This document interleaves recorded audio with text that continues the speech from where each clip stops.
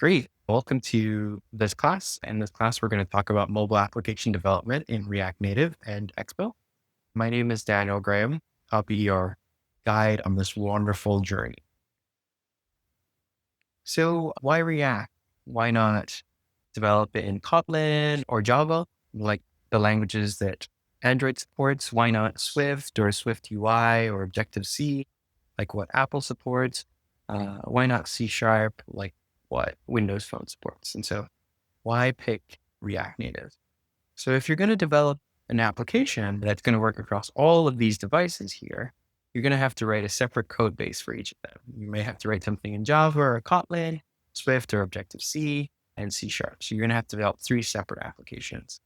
And so wouldn't it be great if what we could do is we could have a special program or framework that sits in between here, and then we could write for this framework in one language, and then have that framework compile code for all of these other devices. And so that's what we want to do here. And so React lets us do this. And the mechanism by which this compilation happens for React is called the bridge. And so we'll talk about that in later lectures in even more detail. And so a lot of companies have kind of tried this strategy. So the first that I know of was Adobe here. And so they had an idea of writing in Flash and then compiling for multiple platforms. And then Facebook introduced their solution, which was called React Native. And Instagram is built with React Native. And Google followed suit with Flutter. And Expo is a client that actually helps with developing React Native apps. It makes it a lot easier and simpler and more straightforward. And Xamarin, this is Microsoft's solution to mobile development here. And so this is just a collection of suites of applications that try to do this right once, run everywhere. In this class, we're going to focus on React Native. And in a later class, we'll look at Flutter. So why React Native first? So it seems like React Native is winning. So Instagram is built in React Native, Pinterest is built in React Native, Skype is built in React Native, and Facebook's built in React Native. Walmart's app is also a React Native app. Uber used to build their app in React Native, but they've recently moved away from that. And so has Airbnb. And so we'll talk about why you might want to move to a different platform later on.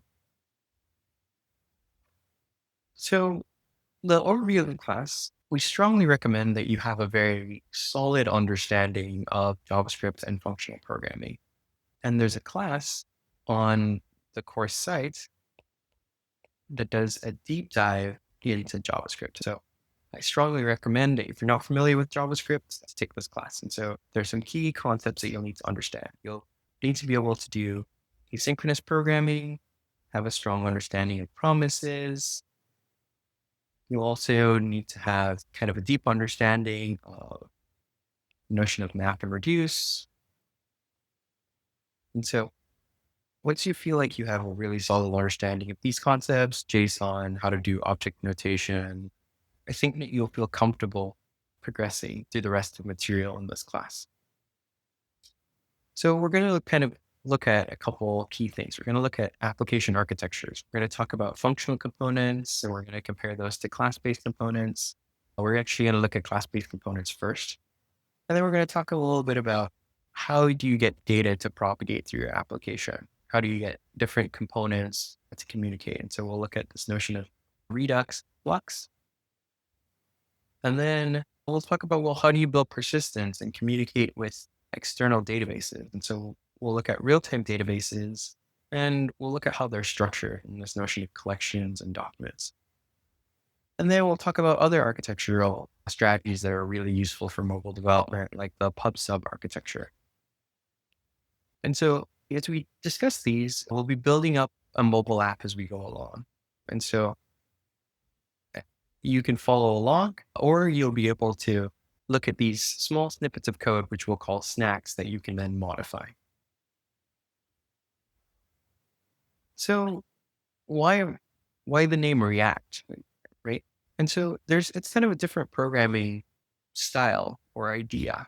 The key idea with reactive programming is that the user interface is going to be a function of state. And so what does this mean? It means that whenever the state changes or a variable or a property associated with a component that you're building, we're going to have the UI automatically update. And so the best way to really kind of understand the difference between reactive versus non-reactive programming is to kind of look at an example. So here we have just some mock display of an iPhone, and here's a render method.